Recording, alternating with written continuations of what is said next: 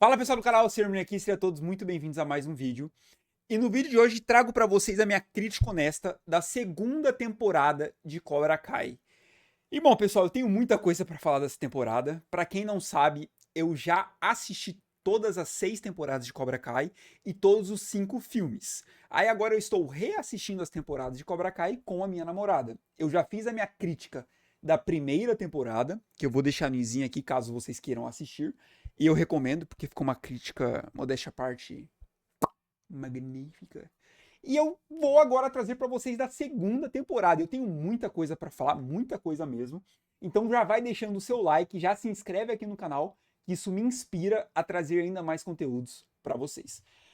E vamos lá, pessoal. Essa segunda temporada aqui, para quem não sabe, ainda pertencia ao YouTube Premium, ao YouTube, então a empresa Google.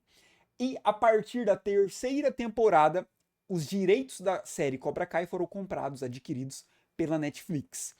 E muitas pessoas argumentam que depois que a Netflix comprou Cobra Kai, a série piorou. E tem muitas pessoas que falam que depois que a Netflix comprou os direitos de Cobra Kai, a série melhorou. Como nós ainda não chegamos lá, eu vou deixar esse tema mais pra frente, tá? Eu sei que chega uma hora ali no Cobra Kai que começa a ficar meio repetitivo algumas dinâmicas da série, mas ainda não chegou aqui na segunda temporada.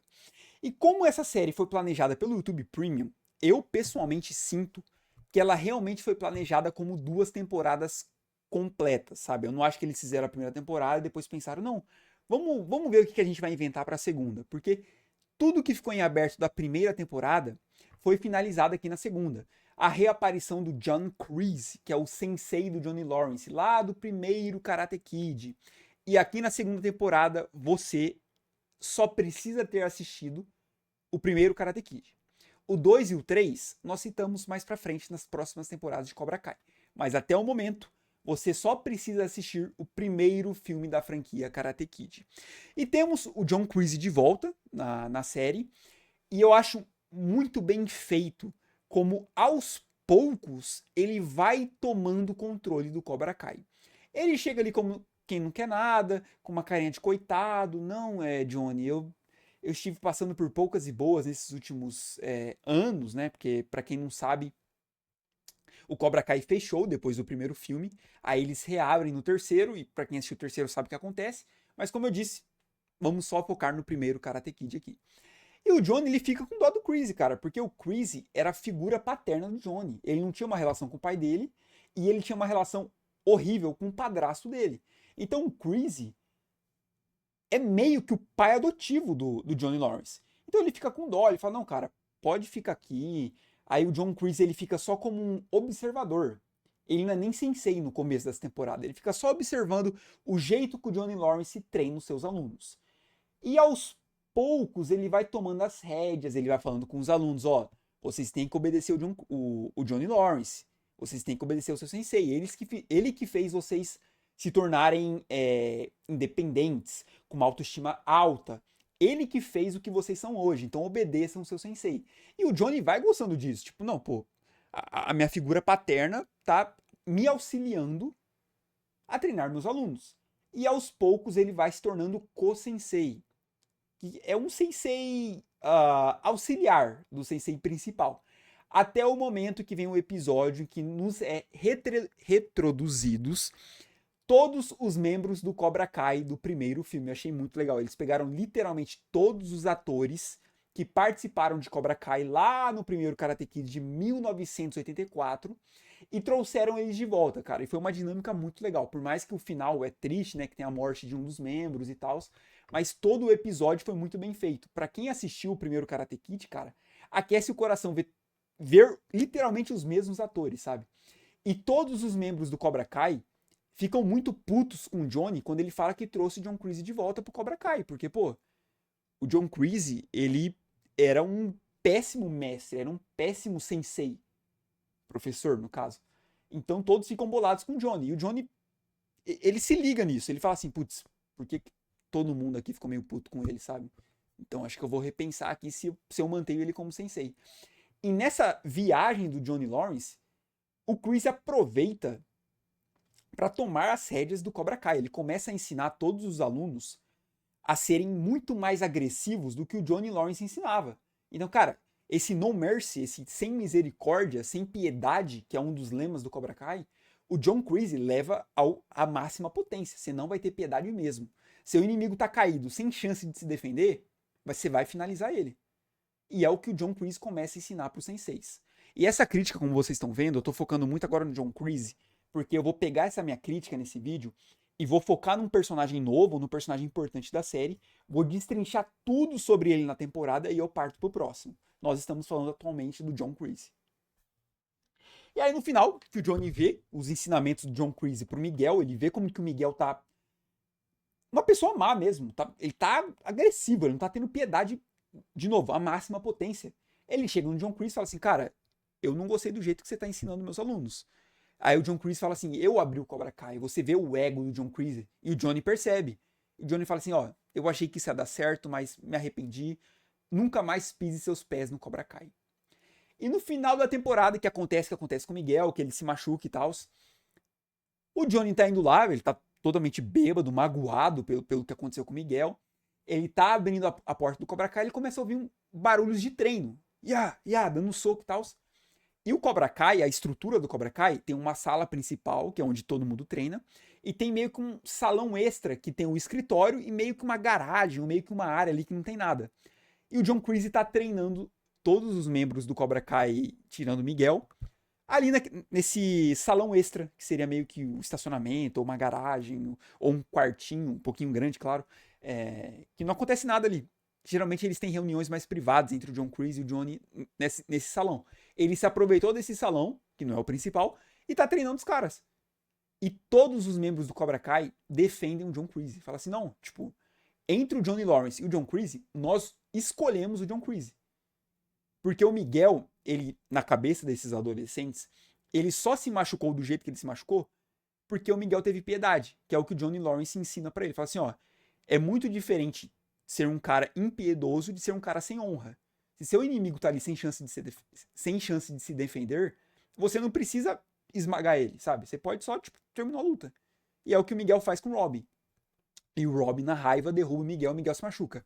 E aí todos os alunos defendem o John Kreese, e o John Kreese ainda fala pro Johnny, sabe o que é o problema de você fechar acordos verbais? Ele usa até uma expressão, handshake deals, que são acordos que você só cumprimenta o cara, bom, concordamos, e não assinou nada. Então o John Kreese, por trás do Johnny, assina o aluguel, né, e ele vira o proprietário do lugar. E ele expulsa o Johnny Lawrence. Então, a partir de agora, na terceira temporada, Cobra Kai está de fato pertencente nas mãos do John Kreese, assim como era lá no primeiro Karate Kid de 1984. Olha isso. Passaram-se 40 anos, mais de 40 anos, uns 45 anos, né? E o Cobra Kai voltou a estar nas mãos do John Kreese. E agora vamos partir para um outro núcleo que eu gostei bastante, que é o Johnny e o Daniel, que eram o núcleo principal da primeira temporada, e aqui cada vez menos eles estão cada vez mais, no caso, eles estão passando o bastão para a nova geração. Então, o Johnny e o Daniel, eles têm tudo para serem amigos, cara. Na primeira temporada, eles falando mal do atual marido da Ali, eles relembrando o passado. Aqui nessa temporada, eles também têm uma cena de amizade, que os dois saem para jantar, eles dividem uma mesa, eles falam mal da garçonete, eles começam a trocar ideia. Então, eles têm tudo para serem grandes amigos. Mas sempre acontece uma coisa que estraga tudo isso. Na primeira temporada, foi o Johnny descobrindo que o Daniel estava treinando o filho dele, o Robbie. E o Daniel, ao mesmo tempo, descobrindo que o Robbie era o filho do Johnny. Os dois ficam putos e a amizade acaba. Aqui nessa temporada, é o Robbie levando a Sam bêbada pra casa do Johnny. E o Johnny, ele não é a melhor pessoa para você ter um diálogo, vamos dizer assim. O Johnny não deixa o Daniel entrar na casa dele sabendo que a filha do Daniel tá ali. É óbvio que o Daniel vai ficar puto. O Daniel arromba a porta do Johnny, que também é errado. E os dois têm uma cena de briga ali. E aí a amizade deles, que estavam começando a ficar mais forte, volta a se desconstruir novamente. E agora eu vou fazer uma pausa para beber água, porque fala bastante cansa. Vamos lá, pessoal. E agora vamos para um outro núcleo que eu particularmente... Esse núcleo aqui que eu vou falar para vocês é o que me fez colocar esta segunda temporada num degrau abaixo da primeira. Eu acho a primeira temporada... uma palavra que eu uso pouco, tá? De verdade mesmo. Eu acho a primeira temporada de Cobra Kai uma temporada perfeita. Sim. Sensacional. Essa segunda temporada, ela é excelente. Cara, ela é muito boa mesmo, tá? Ela é muito boa mesmo. Mas ela não está no nível da primeira e eu vou citar o porquê. Na primeira temporada, por mais que tivéssemos os adolescentes, o núcleo principal era o Johnny e o Daniel. E as pessoas que rodeavam esses dois personagens principais. Aqui na segunda temporada, eles ainda continuam como dois personagens muito importantes. Mas cada vez mais os adolescentes estão tomando conta. Então eles fazem um quadrado amoroso, não é nem um triângulo amoroso, tá? Um quadrado amoroso, que é Sam e Robbie, e Miguel e Tori, que é a personagem nova aqui da série Cobra Kai. Eu ia falar que eu prefiro muito ela do que a Sam, mas pelas coisas que ela vai fazer nas temporadas seguintes, né? Até o momento, a Sam tem uma importância muito maior do que a Tori. Então vamos se basear apenas no que aconteceu nessa segunda temporada. E a série quis inventar um romance do Robbie com a Sam e do Miguel com a Tori. Só que claramente, pessoal, assim, a série deixa muito nítido isso. Porque, vamos lá, vamos dar uns passos para trás. Como que funciona um triângulo amoroso? Vamos pegar Jogos Vorazes, que eu acho um triângulo amoroso muito bem construído. A personagem Katniss, ela gosta muito do Gale e gosta muito do Peeta. Então você acredita que ela realmente está em dúvida entre quem ela vai escolher, porque ela gosta muito desses dois personagens. Ao mesmo tempo, esses dois personagens são muito diferentes um do outro. Aqui no Cobra Kai, claramente o Miguel gosta muito mais da Sam do que ele gosta da Tori. Ele começa a ficar mais íntimo da Tori, pedindo ajuda para ela, pedindo ajuda a ela para ele se reatar com a Sam. Aqui, pessoal, a Sam só fica com o Robbie porque ela tá longe do Miguel, não é porque o Miguel já tava ali e ela começa, nossa, o Robbie é legal e tal. Ela só dá a chance pro Robbie porque ela não tá mais junto com o Miguel. E enquanto ela tá com o Robbie, ela fica pensando no Miguel, ela fica brava com a Tori, porque o Miguel agora tá com a Tori, ela não gosta da Tori. Por que ela tá se importando com quem o ex dela tá ficando, se ela tá com o atual? Então a série em nenhum momento nos faz acreditar que a Sam realmente ama o Robbie, que o Miguel realmente ama a Tori. Então chega um momento da temporada que você tá cansado, você fala assim, mano, de novo esse drama adolescente, tipo, logo logo o Miguel termina com a Tori e volta com a Sam, sabe? Tipo, logo logo a Sam termina com o Robbie e volta com o Miguel.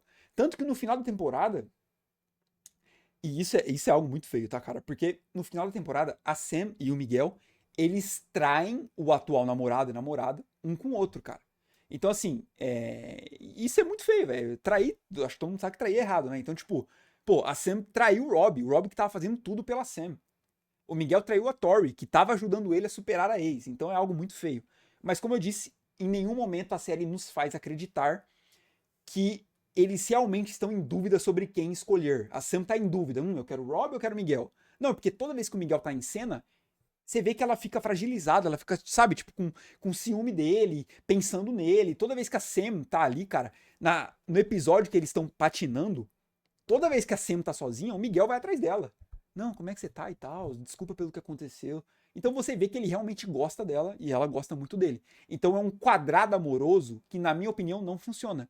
E você só fica cansado, cansado, cansado. Nossa, de novo esse drama adolescente. E isso é o que me faz colocar essa temporada abaixo da primeira. E agora vamos para um outro núcleo que eu acho que esse é o... Eu não sei se esse é o melhor núcleo da temporada. Porque a temporada é muito... todo o núcleo do John Kreese eu acho muito bem feito.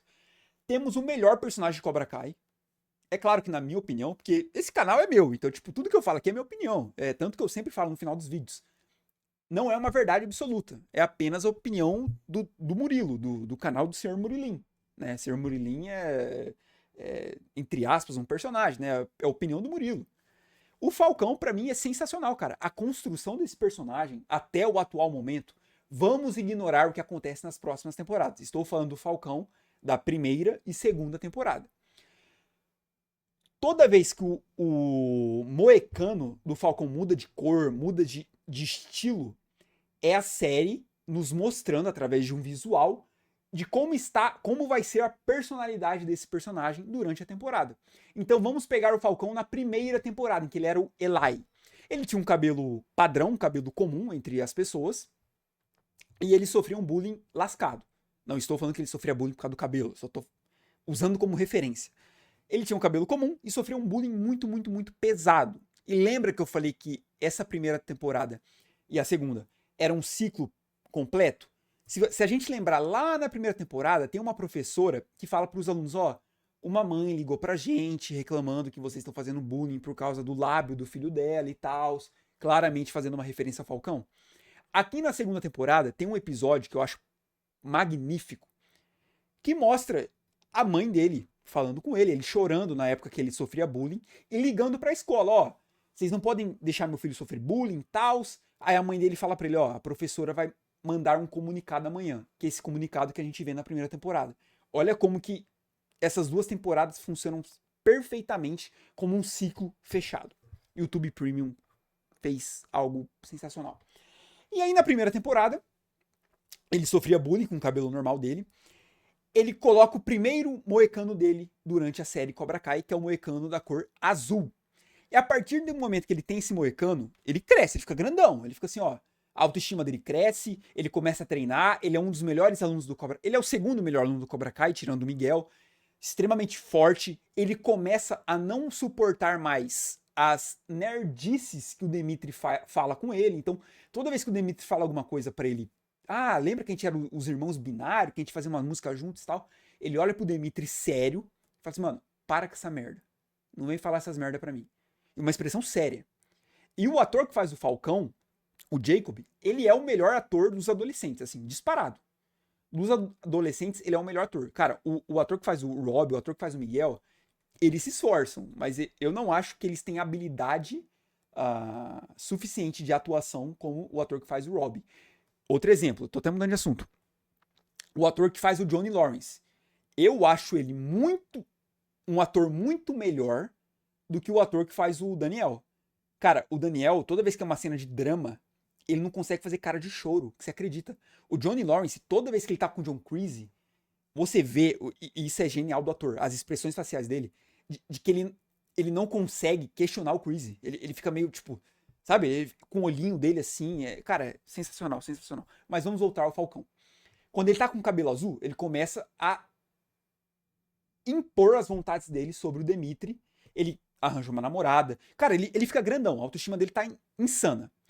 A partir do momento que nessa segunda temporada ele muda o moecano de novo para uma cor vermelha, e o vermelho ele tem vários significados. Tem os significados bons, que é amor, romance, sexo, mas ele tem os significados ruins, que é ódio, sangue, morte. É uma cor forte, sabe? O vermelho é uma cor que instiga as pessoas. E o Falcão de Moicano Vermelho é ele no... Cara, usando uma expressão boba, mas é ele do mal, cara. O Falcão com cabelo vermelho é a versão má dele. E reparem, ele só agride o Demetri depois que ele está com a versão vermelha do Moecano. E ele vai pra cima, cara. O Falcão com cabelo vermelho é o que faz a série acontecer. E isso é muito foda. Por quê? Enquanto na primeira temporada ele ganha autoestima por causa do Johnny Lawrence, aqui na segunda temporada ele aprende a ser impiedoso. Só que ele ainda tem dois professores. Ele ainda tem o Johnny Lawrence e ele ainda tem o John Creasy. Só que a partir da terceira temporada, ele vai ter só o John Creasy. E na terceira temporada de Cobra Kai, a gente vai ver o Falcão... Até cuspi, desculpa. Nós vamos ver o Falcão no nível mais alto da malignidade, da maldade. Malignidade é foda. Nós vamos ver o Falcão na terceira temporada no nível mais fudido, cara. Tipo, de vilão mesmo. O Falcão é o que faz acontecer. E eu amo personagem assim, cara. Não é que você ama porque você concorda com o que ele faz, longe disso. É porque ele é um personagem que faz as coisas acontecerem. E o Falcão aqui nessa segunda temporada, cara, quando a Moon, a namorada dele, termina com ele, a música pesada, a câmera, tipo, seguindo ele andando de costa, e ele começa a bater no saco de pancada, e tá só o John Creasy ali de fundo, assim, ó, assistindo. Tipo, mano, eu vou usar a maldade desse moleque ao meu favor. E o John Creasy, cara, ele é o personagem pra isso. E ele vai fazer isso durante a temporada, durante a série inteira, que é... Ele vai analisar o grupo. O John Creasy analisa o grupo dele. quem é o cara que mais tem fogo, mais tem sangue, o cara que mais tem ódio, o cara que tá disposto a, sabe, a levar ao último nível de agressão, de batalha, de treino, de luta. E é o Falcão, não é o Miguel. Por mais que o Miguel seja o melhor aluno, ele não é o aluno que mais tem fogo, não é o aluno que mais tem ódio, é o Falcão. Então o John Kreese, ele ignora o Miguel, tipo, o Miguel que se foda, eu vou focar no Falcão. O Falcão vai ser o aluno que eu vou treinar, vou pôr os meus ideais na cabeça dele, ele vai ser o meu melhor aluno. E é o que ele faz, e vai fazer na terceira temporada, e vai fazer isso com outros personagens durante a série inteira. Falei bastante, Falcão, cara, personagem magnífico, eu gosto da reviravolta que vai ter mais pra frente também, cara, eu gosto do Falcão demais. Embora as últimas temporadas eu acho que o que fizeram com ele é sacanagem, mas eu vou deixar pra falar isso nas próximas temporadas, tá? Essa segunda temporada de Cobra Kai, pessoal, é sensacional, é incrível, é muito boa, só que não é melhor que a primeira temporada. E é isso que eu tenho pra falar, A partir da terceira temporada nós vamos ver certos personagens novos, certas dinâmicas diferentes, vai ter uma qualidade gráfica, uma qualidade técnica. Eu vou ter que reassistir para lembrar 100%, mas eu lembro que tem uma qualidade superior, porque foi comprado pela Netflix, né? Vai ter mais dinheiro injetado na série e tal, mas, enfim, tem algumas coisas também que a Netflix faz que, pelo amor de Deus, né? Ah, eu tava quase esquecendo, pelo amor de Deus, não posso acabar o vídeo antes de falar disso.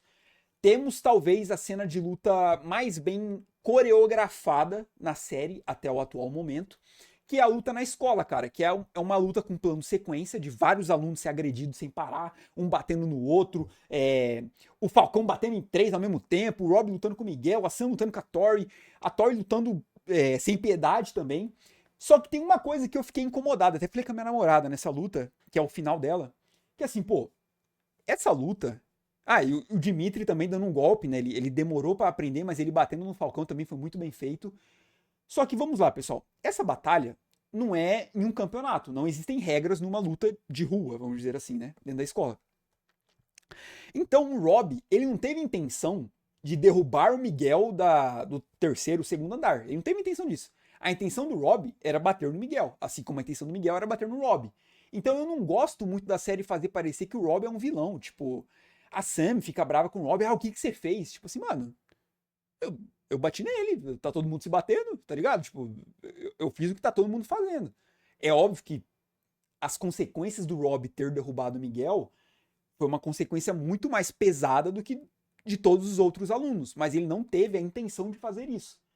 E o Rob, cara, é o personagem que eu mais tenho dó da série, porque assim, o pai dele se importa mais com o Miguel, o sensei dele se importa mais com a Sam, então tipo assim, entre a Sam e o Rob, o Daniel vai proteger a filha dele, óbvio. Só que, cara, o próprio pai dele tá mais preocupado com o Miguel. Gente, o Rob, ele fugiu, ele sumiu da série no final da temporada. E o pai dele nem liga pra ele.